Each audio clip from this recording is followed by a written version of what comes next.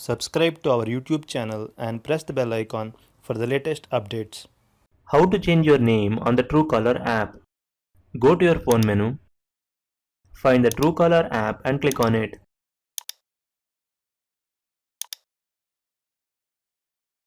Click on the left menu.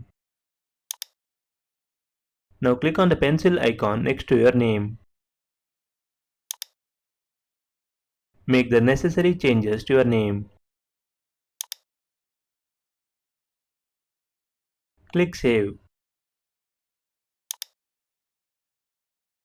As you can see, changes has been saved. This is how you can change your name on Truecaller app. Thank you for watching.